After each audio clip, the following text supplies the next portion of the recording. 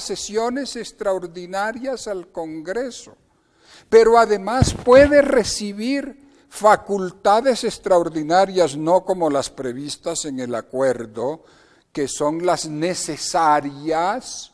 Según el proyecto hay que darle facultades extraordinarias, las que él necesite y las que él considere necesarias, y todo eso mediante acto legislativo, lo cual es peligrosísimo. Y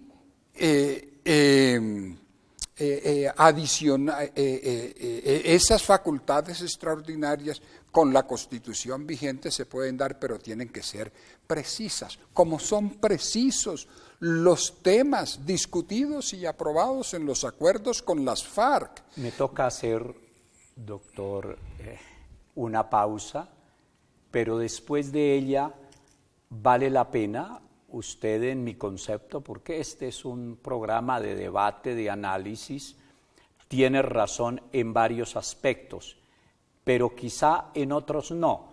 Por eso pienso que después de la pausa debemos distinguir entre las posibles facultades extraordinarias a efecto de expedir decretos con fuerza de ley, pero distinto es donde, en mi concepto, usted tiene toda la razón, es reformar la Constitución, porque incluso hay sentencia de la Corte Constitucional en el sentido de que el poder derivado, es decir, el constituyente derivado, el Congreso al reformar la Constitución, no puede reformar las condiciones que le estableció el constituyente primario, es decir, el pueblo, para que pueda reformarla. En otras palabras, que la ley se expida en 3 debates, como se está proponiendo en 2 debates, no tiene problema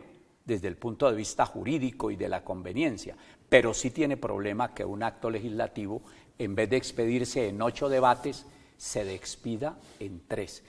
Eso y mucho más después de la primera pequeña pausa aquí en Mesa de Opinión.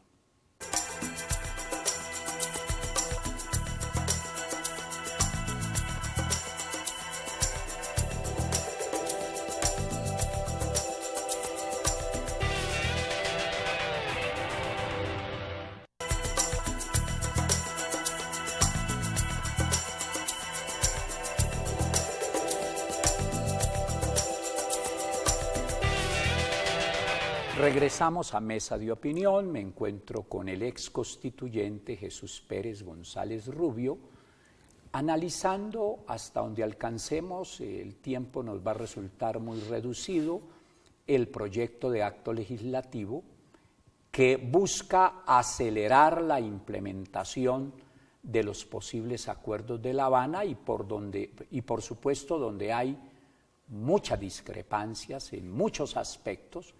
Es un tema jurídico y político de hondo calado. Sobre el planteamiento que había dejado expuesto, para no repetirlo, antes del corte, su opinión. El tema que has expuesto es el tema de la sustitución de la Constitución. Lo que ha dicho la Corte Constitucional es que se sustituye la Constitución cuando sus pilares esenciales son cambiados, son modificados. Muy bien, entonces... ¿Cuáles son pilares esenciales que se modifican con esta reforma? 1,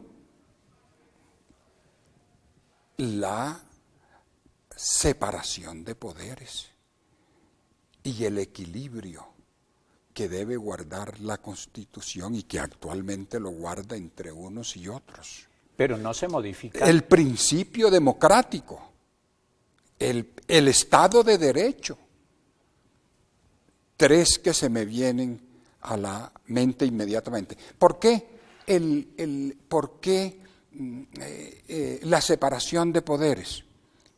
Hombre, porque los proyectos llegan aprobados al Congreso. Los proyectos los aprueba el presidente y llegan aprobados al Congreso y el Congreso lo único que puede hacer es improbarlos por mayoría absoluta.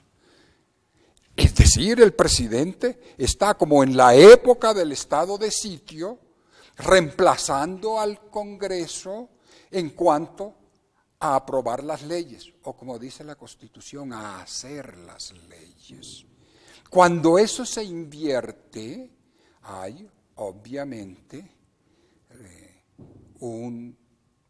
una sustitución de la Constitución. Pero por ese permítame, aspecto. pero permítame, se invierte... Perdón, es que voy quisiera cerrar con lo siguiente. En las monarquías absolutas eso era lo que pasaba. No, pero se invierte, pero permítame, hagamos una aclaración, doctor. Pero ahora, el presidente, el rey absoluto tenía el poder legislativo. En los regímenes comunistas, el titular del poder ejecutivo tenía el poder legislativo. En el fascismo de Mussolini, 1926, si yo no recuerdo mal, el Congreso le dio poderes legislativos. En 1933, el Bundestag le da a Hitler los poderes legislativos. Pero mire, es contrario a la democracia. No se preocupe que este programa es esencialmente para estar en desacuerdo, para hacer el análisis. No es hasta allá como usted dice. Distinga una cosa, expedir la ley y reformar la Constitución. Usted tiene razón en cuanto que efectivamente, según está planteado en el proyecto, al dársele facultades para aprobar proyectos de acto legislativo mediante un procedimiento demasiado rápido, allí sí hay, usted en eso tiene razón, hay sustitución de la Constitución. Y muy seguramente, si la Corte Constitucional decide en derecho, porque la Corte Constitucional a veces toma decisiones de orden político en contra de la propia Constitución, tendría que declarar, si fuera aprobado el proyecto, tal y como está presentado, tendría que ser declarado inconstitucional, pero que se reduzcan los términos y que se cambien las condiciones para expedir transitoriamente una normatividad de acuerdo con los acuerdos de La Habana. Eso sí no tiene nada de exageración y de inconstitucional, porque permite celeridad en el proceso de expedición de la norma. La celeridad hace referencia a la eficiencia y el derecho es una cosa diferente. Lo que representa la dictadura es la concentración del poder legislativo y el poder ejecutivo en las mismas manos, en la misma cabeza. Pero, eso era lo que trataba de decir cuando decía que en la monarquía absoluta sucedía eso, que en el fascismo de Mussolini sucedía eso, que en el nacionalsocialismo de Hitler existía eso, y que la democracia es algo totalmente diferente. No, hay pero un aquí, salto, no. Un salto completamente diferente. No, aquí se confunde porque quien aprueba los proyectos es el presidente. El Congreso solo le dejan la posibilidad de improbarlos y para improbarlos necesita la mayoría absoluta. El Congreso, cuando es sustituido en la aprobación de la ley, esa sustitución del Congreso implica sustitución de la Constitución, en lo cual creo que estamos de acuerdo. Pero entonces esa es una amenaza contra el proceso de paz. Es que lo grave es eso. Me toca hacer otra pausa, doctor.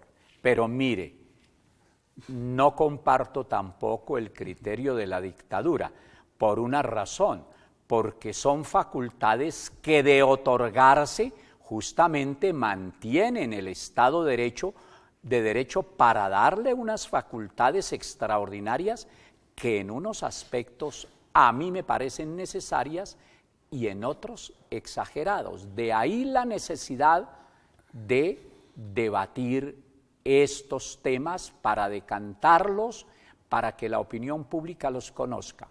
Lo que nos queda es mucho por decir, Pues se y quebranta. algo de eso lo diremos después Se de la quebranta última. también el Estado de Derecho. Me ocuparé de eso tan pronto pueda. Será su opinión, ya la veremos, para eso lo invité, porque sabía de su posición contraria a la mía, aunque yo también tengo unas dudas que ya expresé en ese sentido. Regresamos después de una muy pequeña pausa, la última.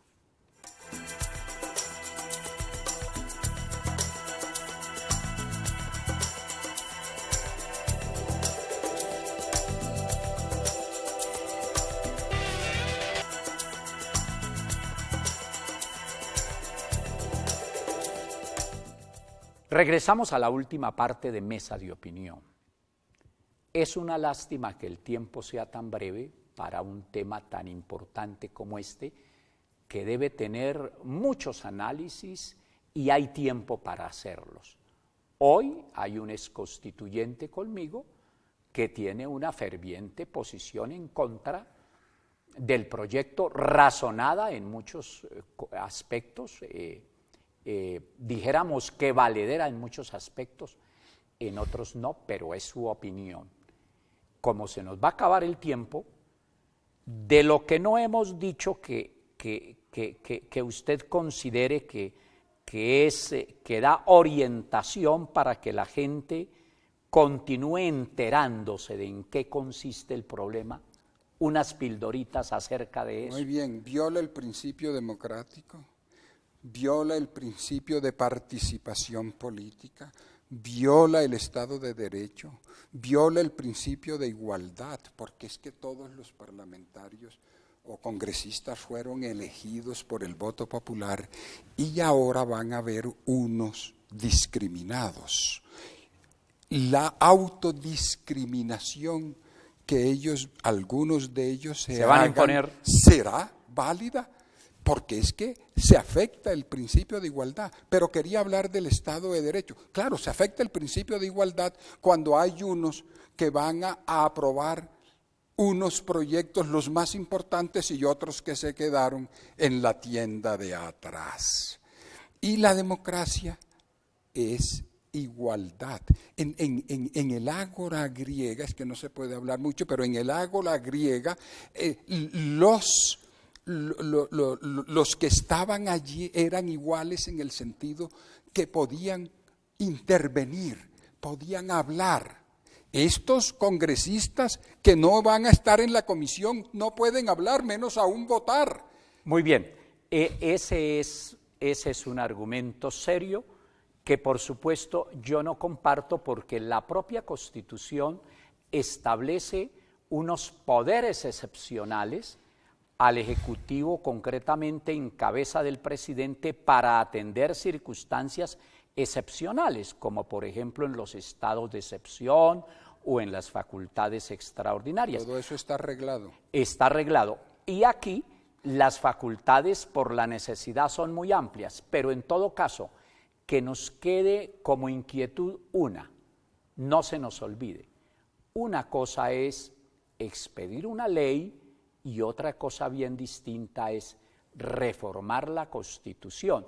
Y allí radica, en mi concepto, uno de los temas y de los ejes centrales de esto. Pero se nos acabó el tiempo. 30 segundos. A ver, 15. 15 segundos. Ya el Tribunal Constitucional dijo una vez que no era posible que el Congreso delegara su poder constituyente. Y esta Corte Constitucional también lo dijo cuando en un acto legislativo. Cuando en un acto legislativo. Cuando en un acto legislativo le dio poder legislativo al Consejo de Estado y eso declaró que eso sustituía a la Constitución. En eso usted tiene razón, doctor Jesús Pérez González Rubio. Le agradezco mucho por haber venido a Mesa de Opinión. No, yo encantado. Muy bien, es una lástima que frente a un tema tan importante se nos haya agotado el tiempo, pero procuraremos en otra oportunidad seguir profundizando sobre esto. Les agradezco mucho por permitirnos, como siempre, entrar a sus hogares. No se les olvide, nos vemos de hoy en 8 días. Hasta entonces, feliz noche.